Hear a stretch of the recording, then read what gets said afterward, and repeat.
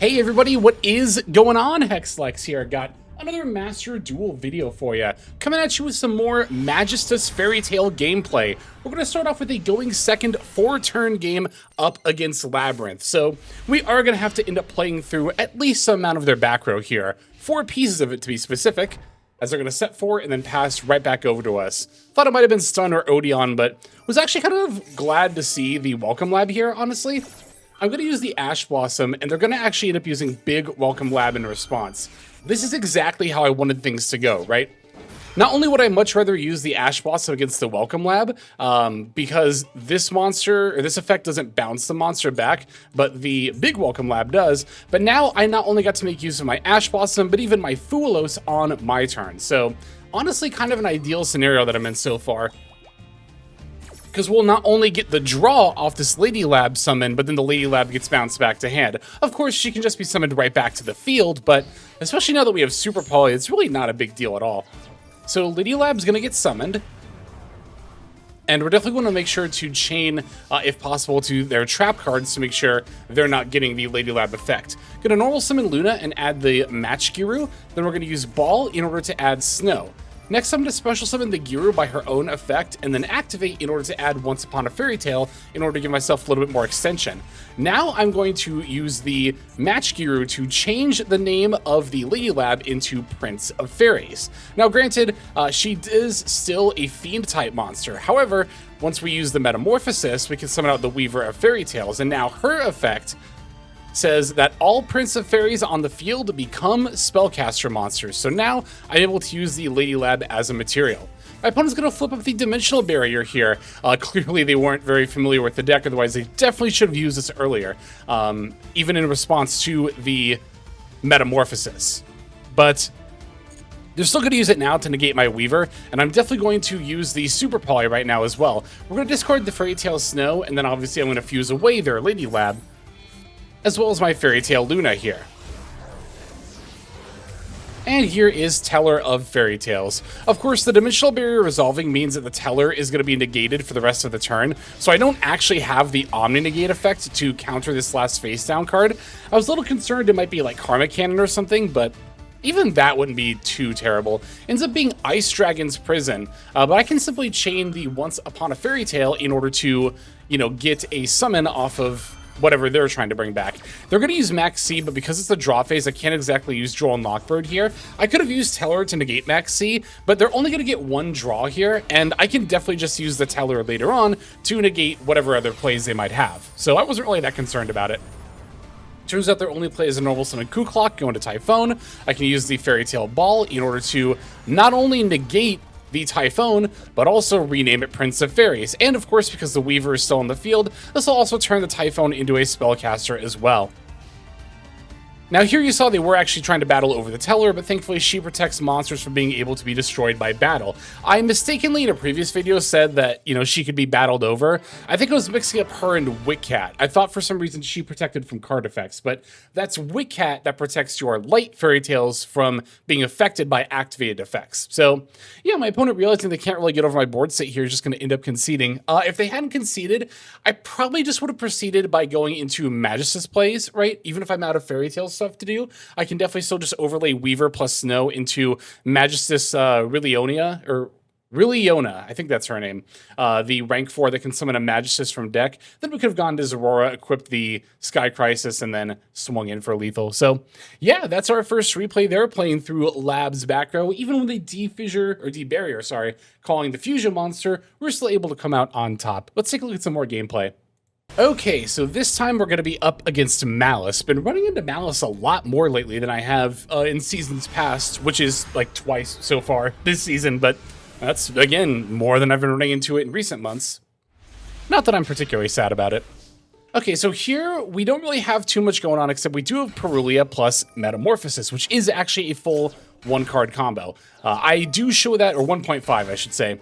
I show that in my last video, which I'll go ahead and link down below. There's also a guide to Fairy Tale linked below that explains the deck and other combos in a lot greater detail. So yeah, here we're able to get the Match Giru, go for the Luna, Ball, Witcat's going to dump the Tails and Once Upon a Fairy Tale because the Match Guru is already in my graveyard, and we can now revive her. Now here they are going to fire off the Ghost spell against the Match Guru, but this is a perfect opportunity to chain the Verre magic, Lacrima of Light. I've said it before, I'll say it again, this deck is great at playing through hand traps, and this is one of the main reasons right here. If your opponent uses a hand trap to stop your plays, you can just chain Verre magic, Lacrima of Light, and then you can pull a Magistus monster directly out of your deck.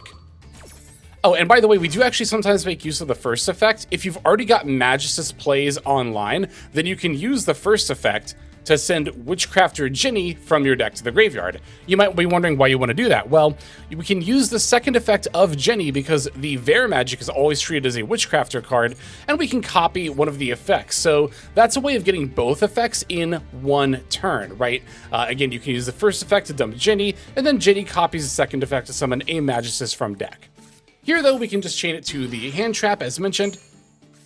And even though the Match Guru isn't revived, we can still summon out the Zorora, use the Tails to extra normal summon Luna, who can then add Snow, and then we'll use the Tails effect in order to fuse the Snow and Ginny in our hand in order to make the Teller of Fairy Tales. Now we can activate Zorora's effect, we'll equip the Artemis, and then Zorora can even revive the Match Guru. We can link off the Witcat and the Match Guru, give ourselves a little bit more room to work with by going into the Endymion. Although I did actually misplay this because you're supposed to go into her last and equip the Crowley. But I did also need a zone for the Crowley. I think my big misplay was fusing with the Ginny in hand. I should have fused with the Luna on field. However, keeping the Luna on field, as you can see, did actually open me up to being able to go into the Borlode Savage Dragon. Now, the reason I'm able to summon Borlode during this game is because I never actually got locked into spellcasters, because the Match Guru effect to summon herself that locks you into spellcasters got stopped by Ghost Spell. Remember, I revived Match Guru later with the Zorora, so not actually locked into spellcasters here. So yeah, I did miss out on the ability to go into, what do you call it, the Endymion later to equip the Crowley, but in doing so, I was able to add the Borlode Savage Dragon Omni Negate to my board, and we could still make Zorora here in order to have the Monster Negate online. So, still ending on 4 negates, plus we have Fairy Tale Snow turning multiple cards face down. Now here, they're going to begin with Radiant Typhoon plays, because they are using a Radiant Typhoon engine here in Maliss. I'm going to let them pop my Fairy Tale Ball. That's slightly annoying, but not a big deal. I'm going to go spell the Radiant Typhoon Chance as I try to keep picking apart my back row.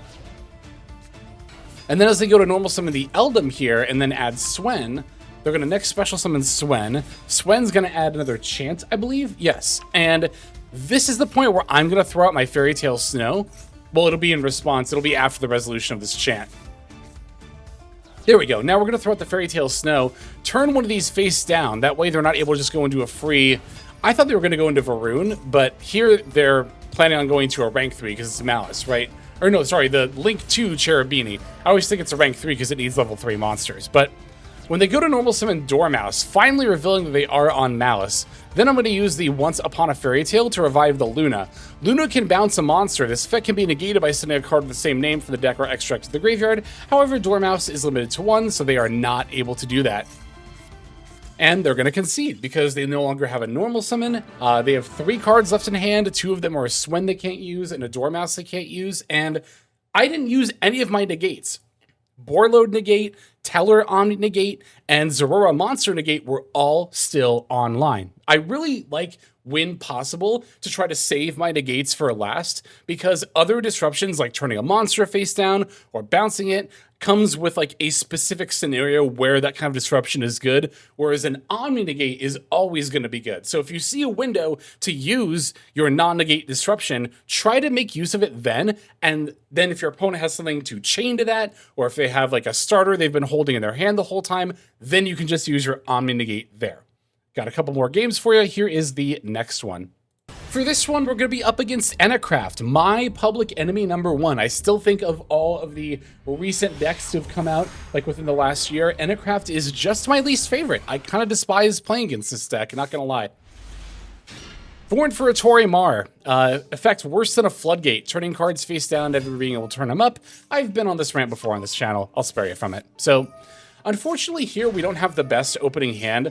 We have to start with Fairy Tale Luna, which, because Jania of the Ring is not in Master Duel yet, means we have to grab Matchgiru. That doesn't seem like a big deal, but if I special summon Matchgiru from my hand off of her own effect, I can't then revive her from the graveyard later, which means I won't be able to pivot into Magistus stuff because I can't make the Rilliona in order to do so, which is definitely unfortunate.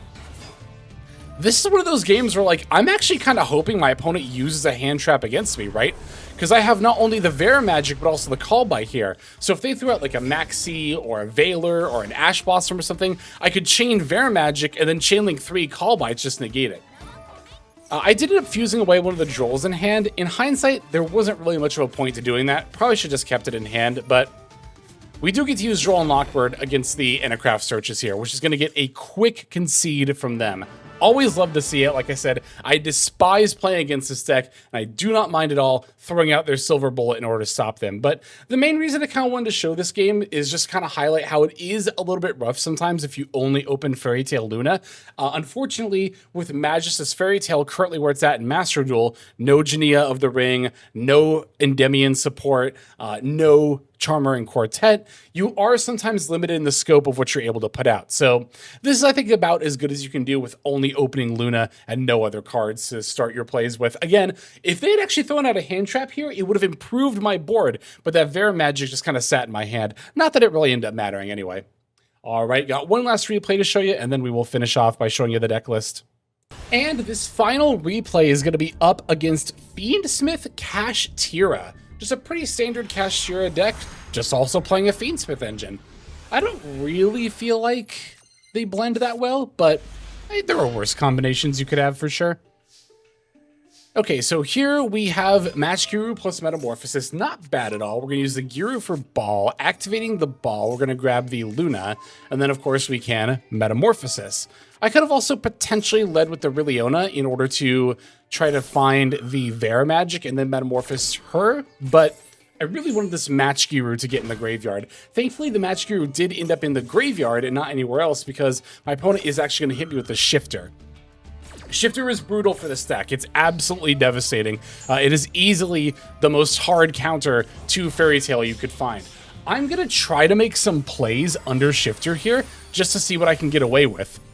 I can't do much in the way of Fairy Tale because of how graveyard-oriented it is, but I can go for the Rilliona and then pull the Zorora out of the deck. Now I can use Zorora to equip the Artemis and also summon out the Rilliona from hand, the effect version of her, as opposed to the Xyz version that summons from deck.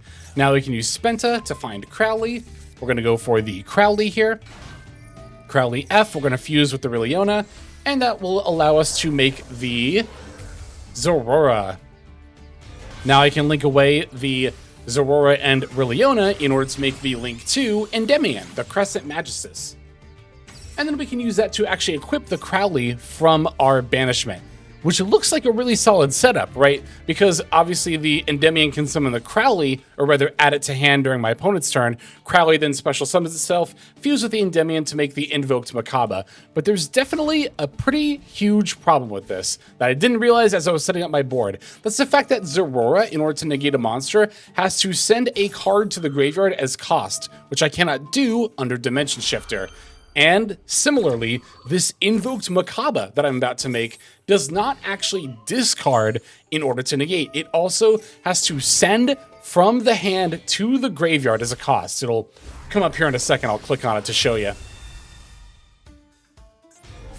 Yep, send the same type of card from your hand to the graveyard, and the semicolon indicates a cost, meaning that because I'm under Dimension Shifter, I actually cannot pay for these costs. So that's why I'm not using my Invoked Makaba or Zorora like at all here. It's because I can't, which is really unfortunate. Also unfortunate is the fact that they find and banish face down the Fairy Tale Snow. That is obviously going to be a pretty huge detriment moving forward. Now, I did actually kind of get saved by my opponent's own Pressured Planet Raitsoth. It actually buffed their Typhon above 3,000 attack, which means that it cannot activate its own effect. Whereas my Zorora, sitting just under at 2,900 attack, is fully capable of negating things if I needed to. Gonna normal summon Fairy Tale Luna, just finding another copy of Luna. They're going to chain Joel and Lockbird, to which I can chain the Verre magic. Now, Verre magic can pull a Magistus monster out of the deck, We did already go through most of that engine, so I'm just going to pull out a Spenta, but we can still overlay the Luna and Spenta in order to make the Fairy Tale Wick Hat. Now we can go for the Wick Hat effect. We're going to detach 2 and dump our 2 spells, Once Upon a Fairy Tale and Tales of the Fairy Tale. We get the graveyard effect of Once Upon. Tails will normal summon out the extra Luna. I did try to find lethal here. Oh, you know what? Could I not have summoned the Chorozo here? Is this a spellcaster? It's a rock. That was my misplay. If I had equipped a spellcaster here, I could have summoned Chorozo in attack mode, and that would have been enough for lethal. Yeah, I did miss lethal here. I think I actually realized that as I was playing the game as well. But I was like, oh well, it's not the end of the world. I still have Zorora. I have Teller of Fairy Tales. I have Once Upon a Fairy Tale to summon Luna to try to bounce something. I kind of thought it was going to be pretty unlikely, and Ball as well. I thought it was going to be pretty unlikely that my opponent would be able to come back here. And even as they activate Super Poly, I'm still just realizing, like, yeah, they lost the game at this point. They confuse away my Teller, but all they can make is a Mud Dragon, and, like, yeah, who cares about that? And my opponent even realizes this before passing back over to me, and is going to end up conceding. I think I would have just gone for the Once Upon a Fairy Tale. Oh, I couldn't have used it because it was I don't have a Fairy Tale monster in play.